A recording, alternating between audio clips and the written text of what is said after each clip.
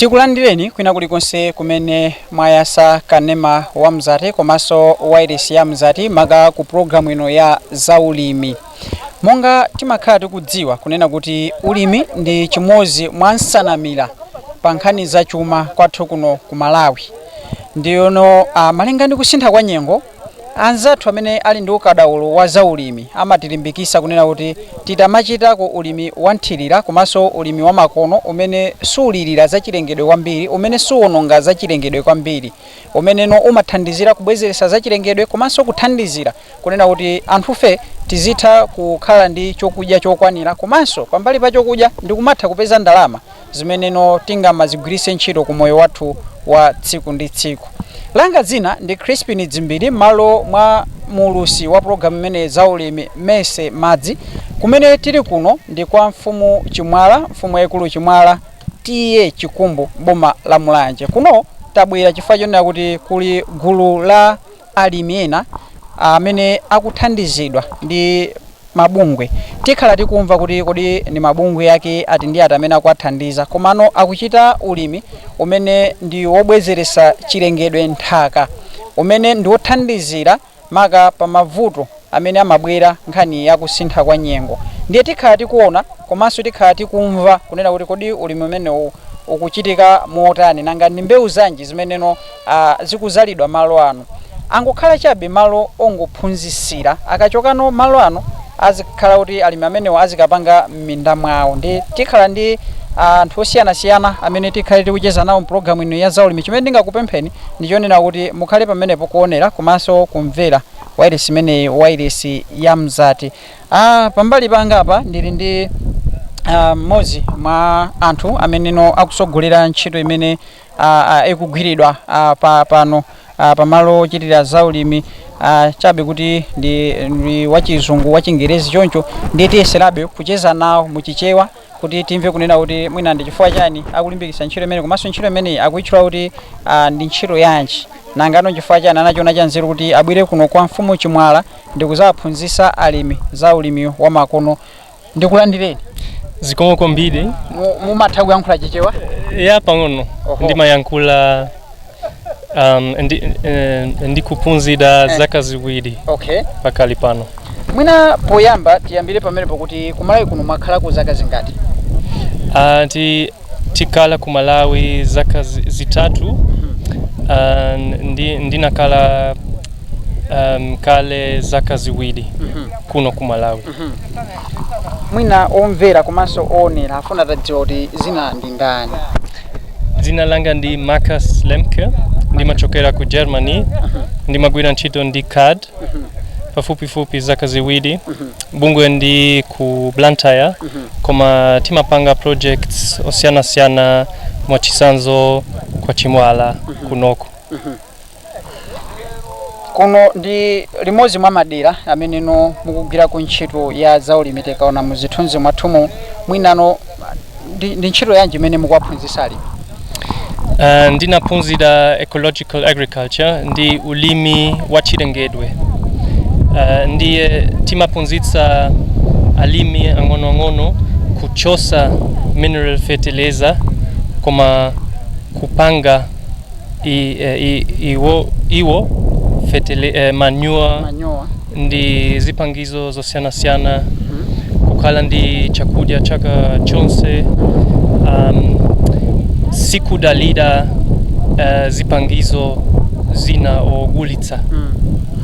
Now anthu ife kwathu kuno ku Malawi tikaona anthu ngati inu timakusirira timana kuti yawanda azungu, mwina inu ake ya technology, you are the ones amene mumapanga establish the new technology systems. So why have you chosen to teach alimi kunoko njira za chilokolo kapena no njira zogwiritsa ntchito zipangizo zimene amatha kuzipeza mwa iwo okha malo mwapasano technology? Ndimakonda kwambiri ulimi. Ndikufuna kuthandiza alimi kudzitandiza, sikudalira anthu ena kulima. Angalime popanda popanda zipangizo zino Fertilizer, monga organic ndanena kale Mhm. ya ndiponso kusakaniza zomera zosiyanasiyana chifukwa zimadzitandiza kwambiri kuchonde ntaka, kusunga chinyezi muntaka. Leroli tikumva kuti kukutenta kwambiri, nyengo yochilala sina malize, mvula sina bwere, ndiye tiyenera kuganiza mombwe tipitiliza kumanga pang'ono ndi pang'ono dziko lino. Now, what kind of plants are you going to plant here? So we are planting very different plants, starting from maize, the traditional plant, which is has a short cycle, like 3 to 4 months. Then we have cassava, chinangwa, which grows during 1 year. For sure. Then we have other plants like bananas, which grow several years or even decades if we manage them well. Then we have fruit trees, which can grow many decades as well if well managed, like mango, avocado. Then also cash crops like cashew, macadamia, papaya. So we mix up plants with different life cycles, different lifespans, and they are to be harvested in different times. Okay. So we want to ensure that even though there's no rainwater, plants can still survive, and we ensure that by mulching the soil after irrigating it. Now we are in the irrigation phase, but afterwards we will apply a thick layer of mulch, in this case rice husks, but we can Those use are the rice husks.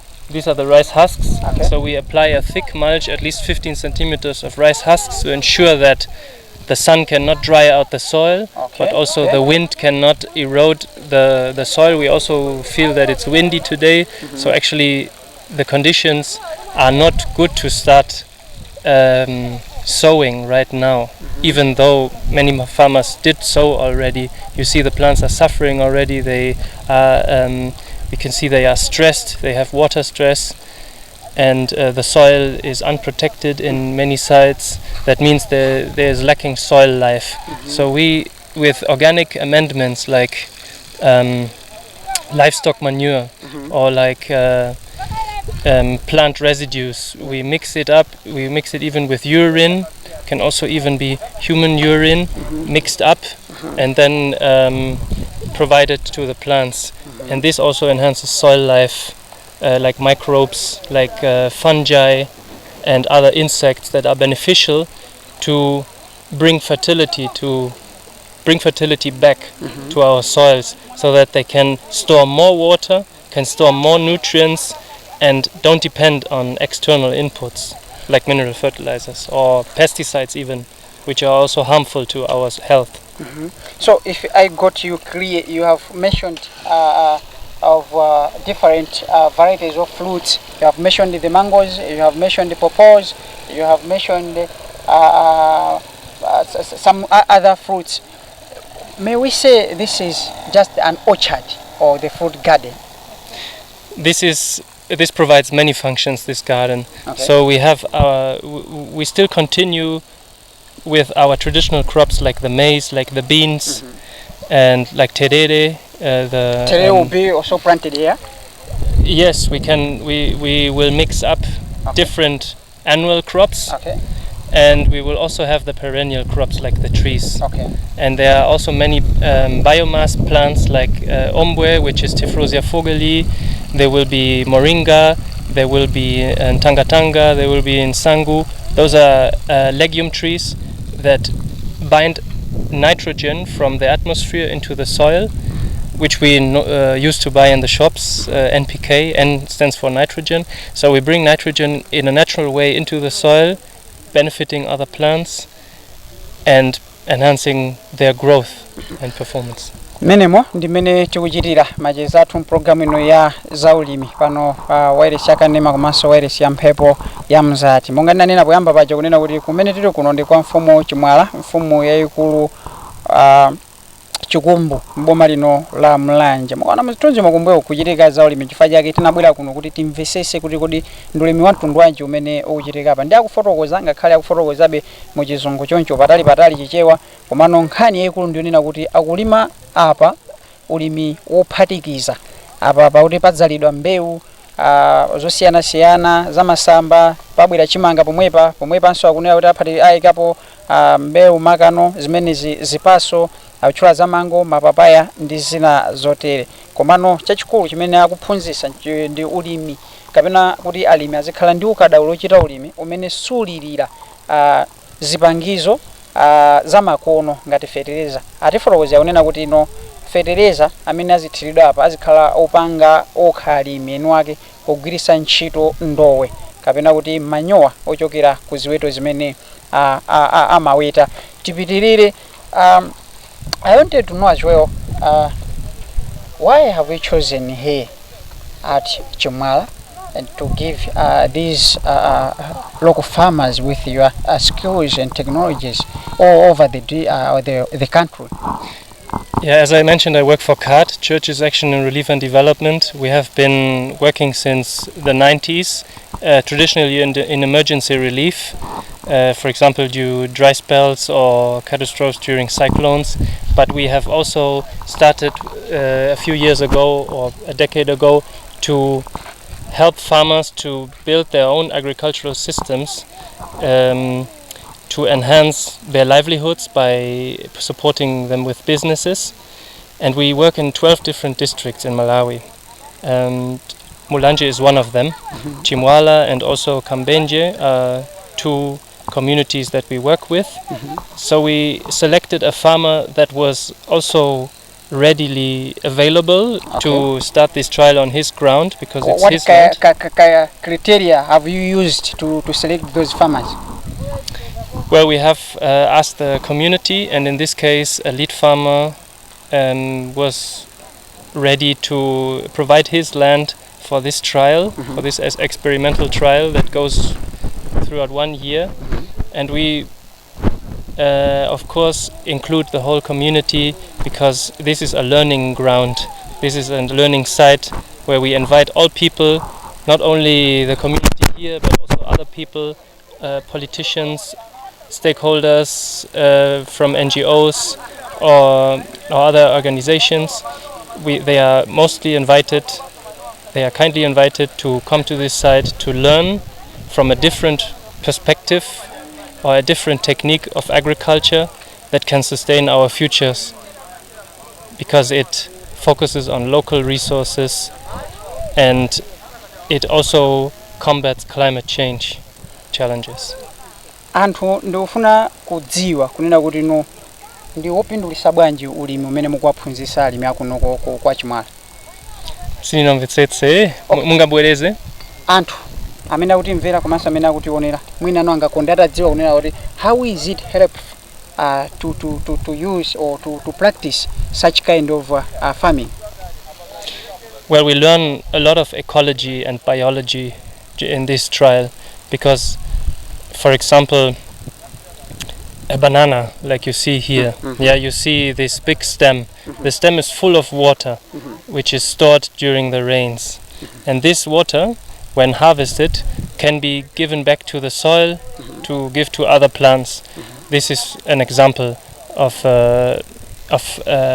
knowledge that we all should know, or that plants like legume trees or like msatsi, they root very deeply into the soil to bring nutrients and water from deep down to provide to other plants. So if we take that into account, there's so much we can still learn from nature. Are you expecting that people they are going to benefit very, very much in terms of harvesting the cultivations? I believe that the harvest in maize will be similar to a monoculture. So if only maize would have been cropped here, the harvest would be the same, because we are also using organic fertilizers. We are enriching the site, but also the mulch of the other plants, they will help the maize grow. And I believe, yes, they will benefit. I don't want to promise they will benefit very, very much. All right. But I think I strongly believe this is a support and a help for the smallholder farmers here in this region. Now, pomalizira kucheza nanu mwinano ndi mawanja amene mungawapase anthu kuti no mwinano ayambe kumachita ulimi wa makono umeneno ndi obwezeresa chilengedwe komanso kusamalira nthaka kuti isakokoloke. Pambali pa zonsezi ndi ulimi umeneno umangofuna kugwiritsa ntchito zipangizo zopezekeratu kumamizi. How they will source for the inputs? How can you edge them? Edge the farmers to exercise or to practice such kind of farming which just needs the local available resources. I think this site will speak for itself. That's why we established it. The people will nourish their thoughts and their minds with the results, with what they see and what they feel and what they will harvest, of course.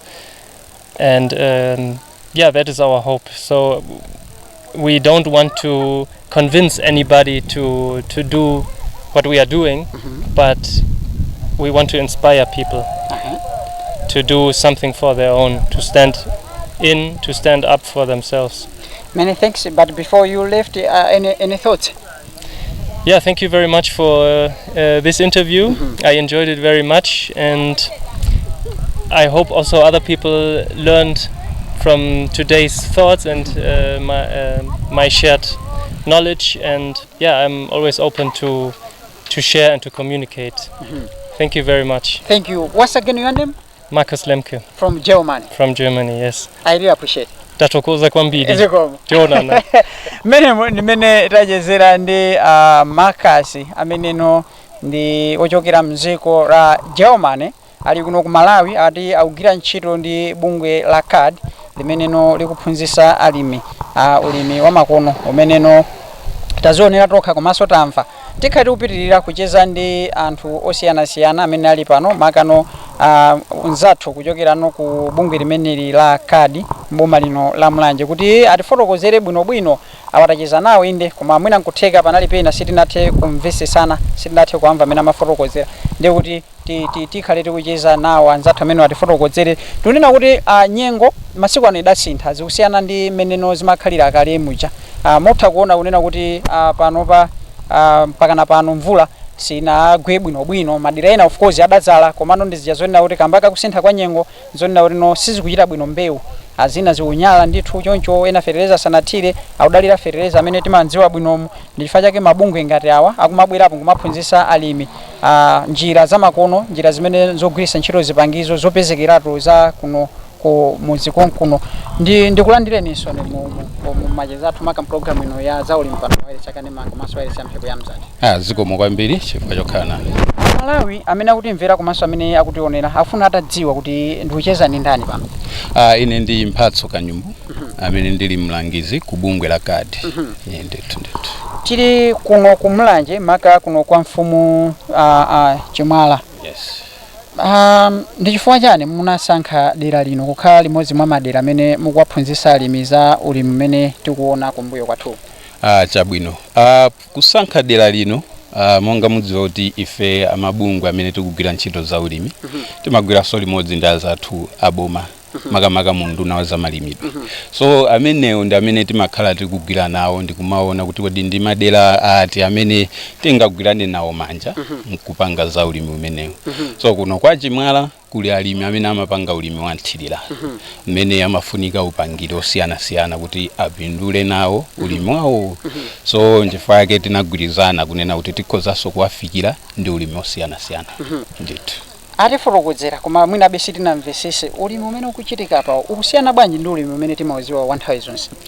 Chabwino. Ulimi wathu wa nthawi zonse umene timaudziwa ndi ulimi woti tinautenga mwina zaka 50 zapitazo umene tikudalira kwambiri zinthu zogula izi tikudalira kwambiri fetereza tikudalira kwambiri mankhwala opopera mu mbewuwa pamene tikumakagula ku stolo so zinthu zimenezi kupita kwa nthawi zaonetsa kuti zathandizira kuti chilengedwe chiwonongeke zimene pamapeto pake zikumabwererano ndikumadzawupwetekaso alimi kunena kuti dothi limene mbuyo mulimachita bwino mbewu nkumakula sizikuchitanso bwino nde ulimi umene tikuchita apa ndi ulimi umene ukubwerera mbuyo ndikuyang'ana kuti kodi mbuyomo ulimi umayenda bwanji eti nde tikafika kumene kuja timaona kuti tikamafunsa akuluakulu wa makolo amene ifetu zafetereza zinachitotipesa koma ife timatani timalima ndithu nkumakolola nde umati ukayang'ana nkuonanso inu munapitako kaya ndi nkhalango muja mmene muja mmakhala zipatso zabwinobwino zokula bwino koma palibe amene amakapita nkukathiramo fetereza kapena mankhwala koma zokha zimachita bwino kodi mmene muja zimakhala bwanji nde tikufuna titengere zinthu zimene zija tizibweretse chifukwa tikayang'anatu chilengedwe chinasintha so kusintha kwa chilengedwe kwabwera ndi zoononga zake zimene zikukhudzaso alimi kwambiri nde tikayang'ana kumene kuja timaona nkhalango timanena mupeza kuti dothi pasipa silikuoneka pali masamba paphimbika bwino zimasunga chinyesi so tikubwerera nkuzibweretsa kuti munda tibweretse malamulo akuchilengedwe aja mmene chilengedwe chimadzisungira chokha zinthu zina zikufa zina zikumera tizibweretseso pa munda so ulimi umene ukuchitika apa ndi ulimi umene sukudalira kwambiri zinthu zonse tikuzidziwa ngati fetereza okushopu moti apapa manyowa amene azigwiritsa ntchito alimi m'minda zawo ndi manyowa opanga okha apapa tikugwiritsa ntchito manyowa oti alimi akupanga okha monga mwachitsanzo manyowa aziweto komanso pali manyowa ena kuti alimi amapanga aja otchedwa compost manure ndi zinthu zimene azigwiritsa ntchito apa nde tikutengera zimene zija kuti zachilengedwe zokha tizigwiritse ntchito kuti zititumikire munatifotokozera kwa nthawi yoyamba kunena kuti sichimanga chokha kapena nyimba zokha zimene zizalidwe malo ano zimene mwina alimi aphunzire na amakachita m'minda zawo taonako mitengo ina ya zipaso zikugwirizana bwanji monga mmene manenera kuti ulimi uli apa ukufuna utengere mmene chilengedwe chimayendera chilengedwe chimatumikirana so ulimi ukuchitika apa ndi ulimi wakasakaniza umene ukusakaniza mitengo ndi mbewu zathu zimene timalima timazizolowera chimanga nyemba achinankhwani nde tikubwerapo ndi mitengo yoyamba ndiyobwezeretsa chonde nthaka achina mtangatanga mthethe grisidia mitengo imene imabwezeretsa chonde nthaka ili ndi ntchito yake pamenepa kuti ibwezeretse nitrogen amafunika uja timangula mu fetereza uja ndeno palinso mbewu zina mitengo ina ngati ya zipatso ya mango mapeyala nthochi imene kupatula zipatso ikutipatsazi ilinso ndi ntchito yake ntchito ina ndi kuchinjiriza nthaka ija kuipatsako kanthuzi dzuwa lisamenye direct komanso mvula ikagwa isamenyenso direct ndekuti tikusunga chinyezi komanso tikuteteza kukokoloka kwa nthaka komanso mizu ya mitengo imene ikamayenda imakhalanso ikuthandizira kuti pasipa dothi lirani litakasuke ndikuti mbewu zinazi ziziyenda mizu yake mosavutika nde palinso mbewu zina amene pangati chinangwa chinangwaso kupatula kuti tidzakololapo nkudya chikusamaliraso chilengedwe chikuthandizira kuti tinaona pamene tadzala chinangwa dothi limang'ambika dothi lija limamasuka so sonyeza kuti chilengedwe chikudzitumikira chokha ife alimi tikupindula ndezomwe zikuchitika pamenepa zimatengera chani kapena zinatengera chani kunena kuti no mwapeze anthu amene tinene kuti ndi gulu lachikhalire kapena no ndi process yona kuti anthu amene mukaphunzitsa chonchi amene wapita mutenganso anthu ena njira zanu mwazisanja bwanji pamenepa chabwino anthu amenewa ndi anthu monga nanena kuti ndi gulu loti limapanga ulimi wa nthirira so ndi anthu oti akhazikika mu ulimi na ukuwapeza nkunena kuti tigwire nawo ntchito izi ndi mbali imodzi yonena kuti tiwatukule. So project iyi ndi ya zaka zitatu. Okay. Eti kuyambira 2021 mu September ikutha 2024 mu August. Yeah, so ndeuti zaka zimenezi takhala tikugwira nawo alimi amenewa kuti akhale kuti asunthe mmoyo wawo. Eti so tikamaliza amenewa ngati ndikotheka kuti tikupita so ndi project ina ngati yomweyi ndauti ndizachidziwikira kuti tifikira kosoyena. Ndewu bwino so wa zinthu ngati izi ndionena kuti alimi waso paokha kumagulu kwawo kwamakumana ndi kumakambira naso ndeuti uthenga watha kuufikitsaso kwa anthu ena. Bwana Mphaso, anthu mwina nkufuna kudziwa nena kuti no ndi gulu lokhali limene mukulithandiza kapena mukuliphunzitsa kapena pali magulu ena kumulanje kuno ngakhalenso maboma ena? Project imeneyi ndiyambe kuno kumulanje. Sili kuno kokha. Tikawerenga alimi onse amene tikugwira nawo ntchito kuno kumulanje ndi 771. Yeah, nde ali kuno kwa grupu Chimwala, tiye Chikumbu. Gulu linalo ali kwa grupu Kukada, tiye Nkanda. Tikamapita ku Kambenje kuja. Ya kumenekonso alimiso akupanga ulimi wanthirira umenenso akuphunziranso zinthu ngati zomwezi. Ya mwina ndionjezere kunena kuti kupatula izi tikupangazi tili ndi zinthu zosiyana, maulimi osiyana amene onse pamodzi akuthandizira kuti mulimi akhale odzadalira yekha ngakhale tikunena kuti kuli mavuto azakusintha kwa nyengo. So alimi ena anaphunzira ulimi wa njuchi, alimi ena anaphunzira ulimi wa nkhuku akupanga zimenezo. So zonsezi tikaziona ndi njira zosiyana zoti alimi apezere chakudya ndi ndalama pakhomo pawo. Mwachidule ndeuti tikulimbikitsa kudzidalira kwawo pa mavuto amene akukumana nawo akusintha kwa nyengo. Kupita chisogolo chiyembekezo chotani kwa alimi ameneno angatenge gawo komanso kuyamba kusatira ulimi umene mukuperekera ukadaulo lake malano? Chiyembekezo chathu nchonena kuti pamene tikuphunzitsana ulimi ngati umenewu alimi autenga ngati mwayi oti atenge zinthu zimenezi nkumayenda nazo ngati moyo wawo pa ulimi wawo wa tsiku ndi tsiku. Zili ndi mphindu ndithu losiyana. Inu tudziwa kuti ndalama ikuvuta masiku ano. Eti kugula thumba la fertilizer ndalama zambiri. So akhoza kutengerapo mwayi kunena kuti ndikhoza kupanga manyowa, ndikhoza kupanga kayambeya fertilizer uja. Ndeuti ngati mpamba unavuta koma ulimi sulephereka. Ulimi outheka ndithu pamenepo. Yeah, so pali zinthu zambiri zimene atatengerapo mwayi ziwathandiza. Inu mbewu zimene zikutuluka apa ndi zambiri. Zipatso, chimanga chikunenedwacho ndi zinthu zoti nthawi ikamapita ndithu mulimi akhala wa mwana alilenji. Ntchito imugwira nokha akadi kapena pali mabungwe ena amene akuthandizani? Ntchito imene tikuyigwira akadi pamodzi ndi azathu aboma amene ndinanenera komano akutithandiza ndi abungwe lotchedwa Bread for the World amene aku Germany. Ndi kumene kumachoka ndithu chithumba cha ndalama zimene timagwirira ntchito project imeneyi. Ndithu nathokoza zina lija paja munati Mphatso Kanyumbu mulangizi kubungwe la kadi. Tathokoza kwambiri. Zikomo kwambiri.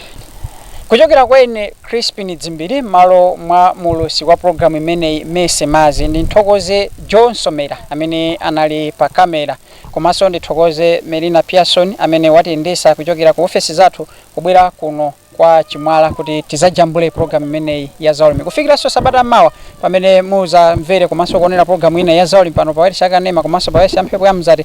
Ndifuleni zabwino zonse makoma nonse.